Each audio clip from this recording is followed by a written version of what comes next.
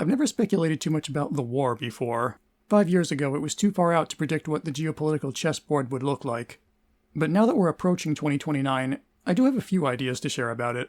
Quick refresher, what the prophecy says, strictly speaking, is hatred and ambition cause destructive wars, and the vision of the bishop in white. That's all we have to go on. When is it going to happen? I'm still strongly leaning toward it starting before the Annihilation event, but the bottom line is we don't know.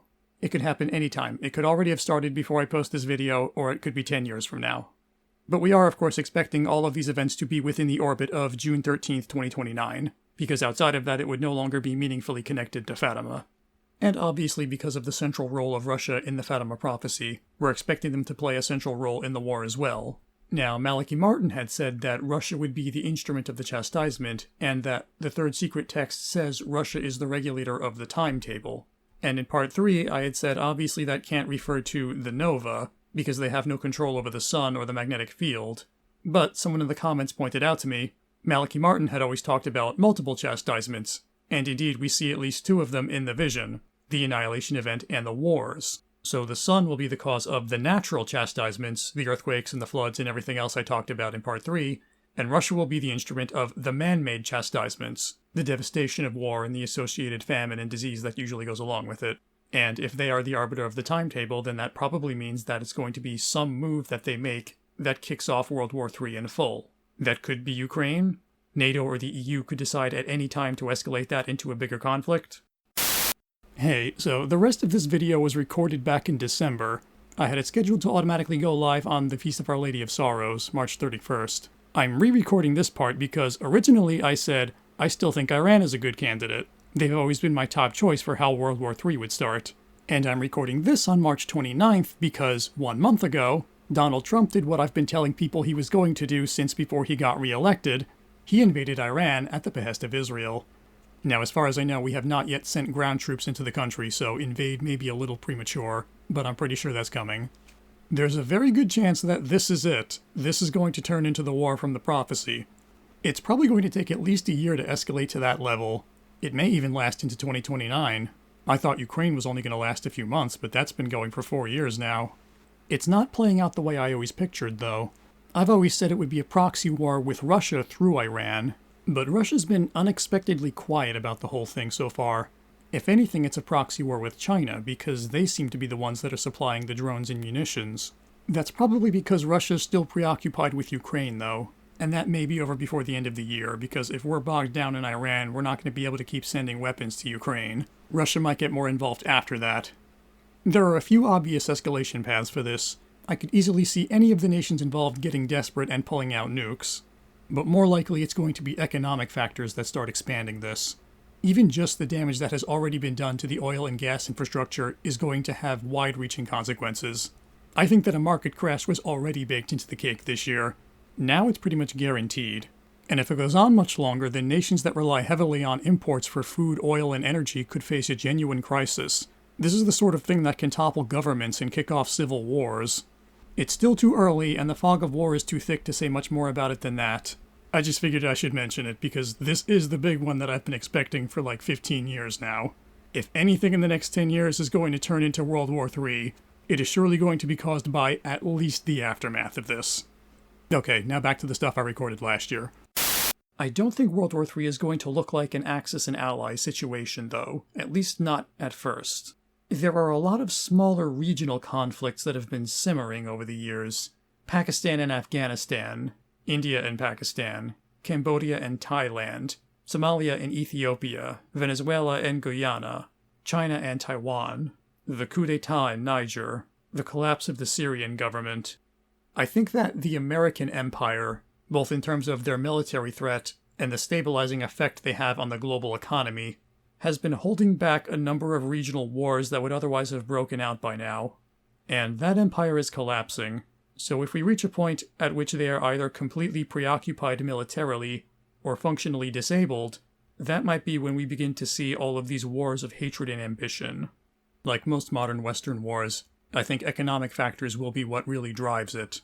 By the way, I expect the crash to begin before the end of 2026. The AI bubble will pop, and it will take a lot of things with it. It'll be another Bear Stearns moment, and that disaster will gradually unfold over the next several years. There is one big clue as to what this war will look like that I've never talked about before, and it's in the vision of the Bishop in White.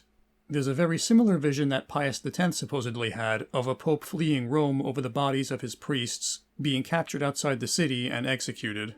So if we assume that the Bishop in White is fleeing Rome, which is described as being half in ruins, and the scene of him and his clergy being executed on the mountain by soldiers is taking place somewhere nearby outside the city, how did we end up with enemy ground troops in Italy?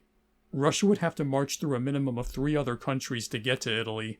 Even if this was 10 or 15 years into a war, and they had been slowly marching west across Europe, it's hard to imagine them having any good reason to turn south and go into Italy. It would make much more sense for this to be an amphibious assault from the Mediterranean, but that still begs the question, why attack Rome?